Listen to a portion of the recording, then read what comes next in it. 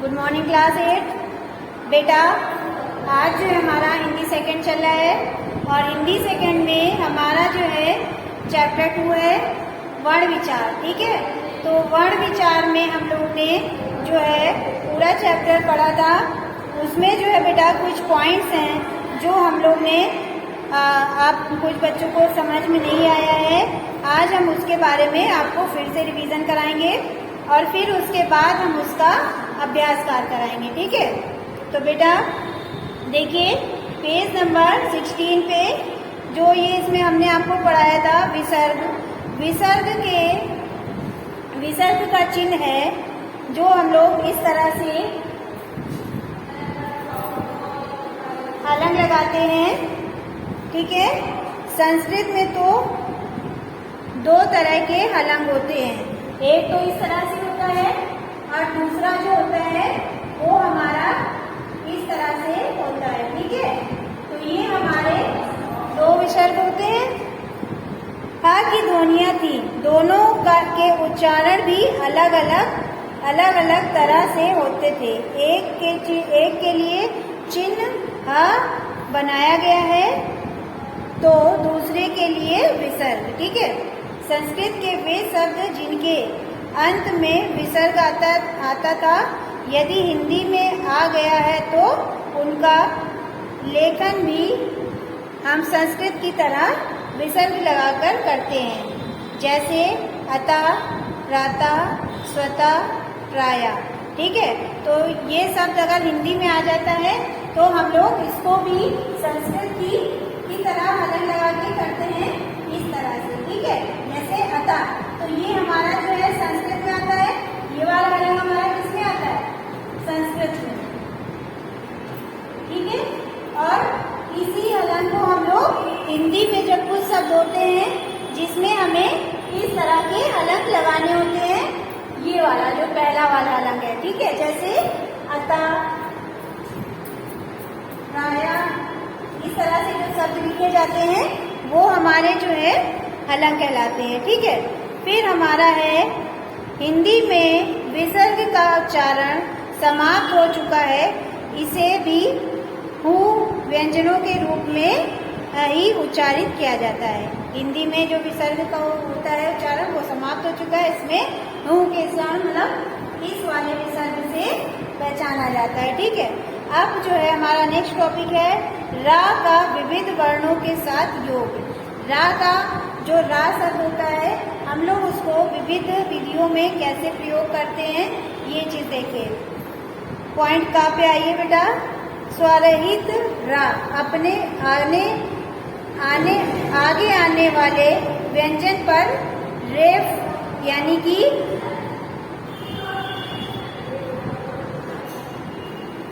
रेफ के रूप में लिखा जाता है, यानी कि जैसे हम लोग इस तरह से जो रा की मात्रा लगाते हैं वो लिखा जाता है। ठीक है, के रूप में लिखा जाता है, जैसे दीर्घ।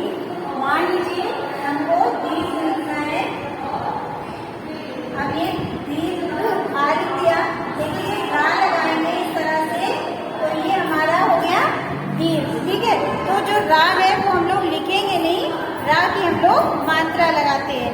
जैसे बोलते हैं ना कि रा की मात्रा लगाओ, ऊपर उड़ने वाला रा लगाओ, इसी को हम लोग जो है रा की गिनती में रखते हैं। फिर हमारा दूसरा है हलंत व्यंजन के पश्चात रा का प्रयोग। जब हम लोग हलंत लगाते हैं तो उसमें हम लोग रा का प्रयोग कैसे करते हैं, तो उसका रूप भी यह होगा प्रयाग, द्रव।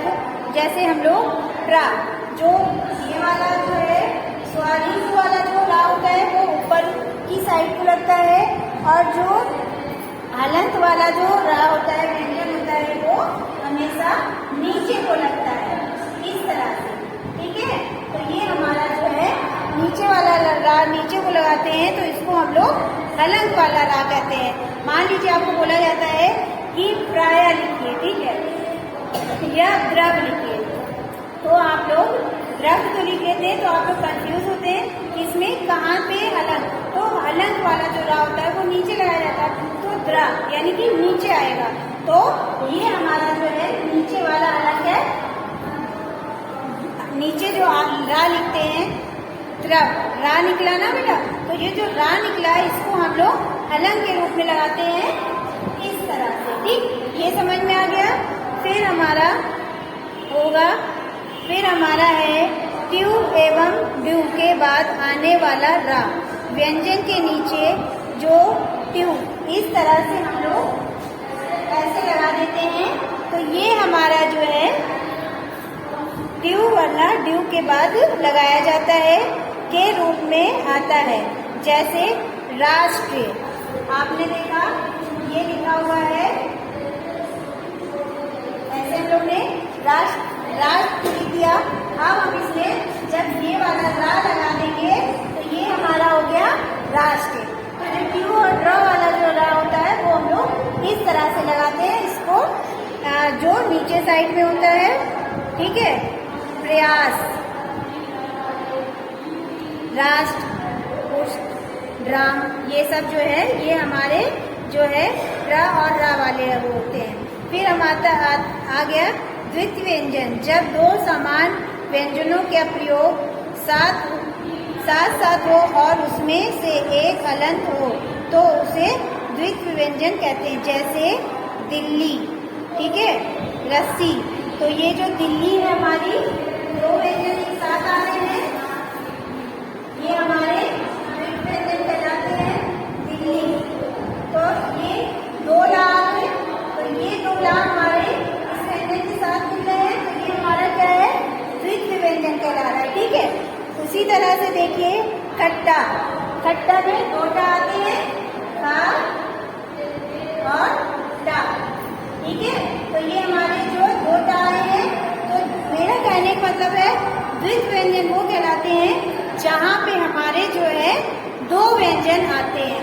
कच्चा, कच्चा यानी कि दो चाय है, एक दो जो चाय है वो चा हमारे जो है द्वितीय व्यंजन है। ठीक है, जिस शब्द में दो वर्णों का योग होता है उसे हम लोग द्वितीय व्यंजन कहते हैं। फिर हमारा आ गया मानक हिंदी वर्णमाला। मानक हिंदी में वर्णमाला कितनी है, ये देखिए, स्वर आ, छोटा, बड़ा, छोटी, बड़ी, छोटा ऊ, ऋषि, ए ओ औ, ये हमारे स्वर कहलाते हैं। और आयोग वाहक जो होते हैं वो क्या होते हैं, अनुस्वर और विसर्ग। अनुसर्ग जो होता है आपको हमने कल की क्लास में बताया था, जो हम लोग अंक की बिंदी लगाते हैं उसको हम लोग क्या कहते हैं, अनुस्वर व्यंजन। ठीक है, और फिर अनुस्वर स्वर कहते हैं। और जो हम लोग अलग लगाते हैं इस तरह से अलग लगाते हैं, तो ये हमारा क्या हो गया, विसर्ग। ठीक है, फिर अब आप देखिए व्यंजन का वर्ण, का जो वर्ण है इसके अंदर कौन कौन से व्यंजन आते हैं, तो वो देखिए का, खा, गा, घा, अड़ा। ये जो का से अड़ा तक है ये हमारे का व्यंजन के वर्ग में आते हैं। फिर हमारा चा वर्ग में चा, छा, जा, झा, इया। ठीक है, फिर हमारा टा वर्ग है, तो टा वर्ग में टा, ठा, डा, ढा, अड़ा। इसी तरह से ये हमारे सारे जो व्यंजन है। ठीक है, फिर हमारा आ गया, अब ये देखिए बेटा इसमें लिखा है जो स्पर्श व्यंजन है, जैसे डा और डा, ये स्पर्श व्यंजन है, लेकिन अंता और ऊष्म ये हमारे जो या, रा, ला, वा, ये कौन से व्यंजन है, अंतस्थ व्यंजन। और शा, शा, सा, हा, ये कौन से, ऊष्म व्यंजन। ऊष्म व्यंजन जिसमें हमारी बोलने में गर्माहट निकले। ठीक है, तो वो हमारे ऊष्म व्यंजन कहलाते हैं। अंतस्थ व्यंजन जो हमारे अंदर से निकले, स्वर के साथ निकले। ठीक है, फिर हमारा है नोट, डा और डा, इनका प्रयोग शब्द के आरंभ में नहीं करते हैं। अड़ा और डा का प्रयोग जो है हम लोग आरंभ में नहीं करते हैं। वर्ण विच्छेद बेटा कल हमने समझा दिया था, फिर से बता दे रहे हैं। वर्णों को अलग अलग करने का समय व्यंजन, जो व्यंजन अलग अलग किए जाते हैं उनको हम लोग वर्ण विच्छेद कहते हैं। ठीक है, जैसे अचल, आ प्लस जा प्लस आ प्लस ला प्लस आ। इसी तरह से हमारे जो ये बुक में देखिए वर्ण विच्छेद लिखे हुए हैं, इसी तरह से हम लोग इनको वो करेंगे। ठीक है, ये हम लोग को बेटा अपने बुक में लिखना है। वर्ण विच्छेद के आप लोग डिफिनेशन लिखिएगा। फिर आप लोग जैसे में आप एक दो एग्जाम्पल लिख लीजिएगा जो अलग अलग के शब्द के हैं। ठीक है, जैसे स्वतंत्र, जैसे स्वतंत्र लिखा है तो स्वतंत्र में देखिए आधा सा व ता और अंकी बिंदी है, फिर त्रा है और ता और बड़ा ता है। ठीक है, तो इसको हम लोग जब वैसे लिखेंगे, विच्छेद करेंगे तो हमारा जो सा है वो पूरा हो जाएगा, आधा नहीं लिखेंगे। फिर उसके बाद व लिखेंगे और ता व के साथ आप स्वर भी जोड़ते हो। जैसा कि हमने बताया कि जब तक हम लोग व्यंजन के साथ स्वर नहीं जोड़ेंगे तब तक जो है हमारा जो है वर्ण यानी कि शब्द नहीं बनेगा और हमारा जो बोलेंगे वो चीज उच्चारण जो है शुद्ध नहीं होगा। तो इसी तरह से देखिए इसमें लिखा हुआ है, फिर लिखा है आ यानी कि हमारा स्वर है तो स्व, फिर त, फिर अंक की बिंदी तो नहीं लगाएंगे, तो हम लोग इस तरह से अंक लिख देते हैं। ठीक है, स्वतंत्र। इसी तरह से अब आप लोग देखिए बेटा अध्याय सफेद, इसको थोड़ा सा हम समझा दे रहे हैं आपको। वर्ण लिखित भाषा की वह छोटी सी छोटी इकाई है जिसके और टुकड़े नहीं हो सकते। वर्ण जो है भाषा की छोटी इकाई है जिसके और टुकड़े नहीं हो सकते, यानी कि सबसे छोटी इकाई जो है हमारी वर्ण है। ठीक है, फिर है वर्ण दो प्रकार के होते हैं, स्वर और व्यंजन। वर्ण दो प्रकार के होते हैं, स्वर और व्यंजन। श्वास की मात्रा के आधार पर व्यंजनों की का वर्गीकरण क्या किया जाता है, अल्प प्राण और महाप्राण।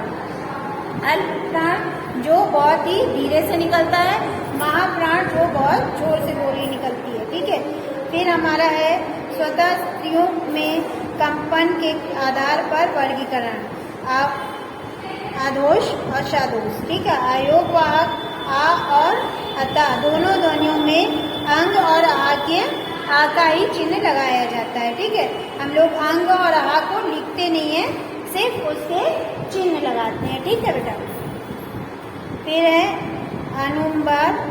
अनुम्बार का चिन्ह जो है हमारा अंक की तरह होता है। इसका प्रयोग वर्णों के ऊपर बिंदु के रूप में करते हैं, किया जाता है। जैसे मान लीजिए हम लोग ने लिखा में लिखते हैं, इसमें ये में लिख दिया, तो जो में के बाद हम लोग बिंदु लगाते हैं वो हमारा क्या है, अनुबार। ठीक है, अनुबार चिन्ह है और ये जो है नासिका व्यंजन है। ठीक है, विसर्ग, इसका चिन्ह हमेशा इस तरह से लगता है। फिर हमारा है संयुक्त व्यंजन, दो अलग अलग व्यंजनों के मेल से बनने वाले व्यंजन को संयुक्त व्यंजन कहा जाता है। ठीक है, फिर हमारा है द्वित्व व्यंजन, जब दो समान व्यंजनों का प्रयोग साथ साथ हो और उसमें से एक हलंत हो तो उसे द्वित्व व्यंजन कहते हैं। ठीक है, समझ में, जो दो शब्द जैसे कि हम लोग ने ये लिखा था कट्टा, तो यहाँ पे हमने क्या लगाया, हलंत लगाया, तो ये हमारा जो है ये दोनों जो हमारा द्वित्व व्यंजन है। ठीक है, तो जब हम लोग शब्द के साथ दो शब्द एक साथ आता है उसमें हलंत लगता है तो वो हमारा द्वित्व व्यंजन कहलाता है। ये समझ में आ गया कि द्वित्व व्यंजन क्या कहलाता है। ठीक है, अब बेटा देखिए अभ्यासकार। अभ्यासकार में जो है हमारा पहला है, तो बेटा ये हमारा देखिए अभ्यासकार में सही विकल्प के आगे सही का चिन्ह लगाइए। स्वरों की संख्या कितनी होती है बताइए, 11। ठीक है, और व्यंजनों की संख्या 33। फिर हमारा है अंतःस्वर व्यंजन की संख्या कितनी होती है, 4। फिर है अनुस्वर। अनुस्वर की क्या कहलाता है, कहाँ से बोला जाता है, नासिक व्यंजन से, जो हम लोग नाक से निकलती है, बोलते हैं कुछ चीज, तो वो चीज जो स्वर हमारा नाक से निकलता है उसको नासिकीय व्यंजन कहते हैं। तो अनुस्वर क्या कहलाता है, हमारा नासिकीय व्यंजन। ठीक है, फिर हमारा है या रा ला वा। या रा ला वा क्या है, ये कौन सा व्यंजन है, किस व्यंजन के अंतर्गत आता है, अंतस्थ व्यंजन। ठीक है, अंतस्थ व्यंजन के अंतर्गत आता है। फिर बेटा हमारा है रिक्त स्थान। तो हम लोग रिक्त स्थान की पूर्ति करेंगे। रिक्त स्थान में आप लोग इसमें टिक लगा लीजिए। इसको हम लोग ब्लैक बोर्ड पे लिख देते हैं आप लोग। तो बेटा ये देखिए, ये रिक्त स्थान की पूर्ति है। हमने सिर्फ आंसर लिख दिया है। पहला है डैश है, फिर का उच्चारण नाम से होता है अनुनासिक व्यंजन, ठीक है। फिर है हिंदी वर्णमाला में कुल 4 व्यंजन हलंग 4 स्वर है, ठीक है। फिर है लज्जा पक्का, ये क्या है हमारा द्वित्व व्यंजन, ठीक है। फिर है सा शा सा आ, ये क्या है हमारा मूर्ध व्यंजन। फिर हमारा बड़ा वाला देखिए, स्पर्श व्यंजन में 25 यानी कि 25 वर्ण होते हैं, ठीक है। तो ये हमारा जो है आज अभ्यास काल में फिल इन द ब्लैंक्स तक हो गया है। अब हमारा बेटा 3rd, 4th, 5th, 6th question रह गया है। इसको हम लोग कल की क्लास में करेंगे। तो आज की क्लास हमारी ओवर होती है। Thank you class.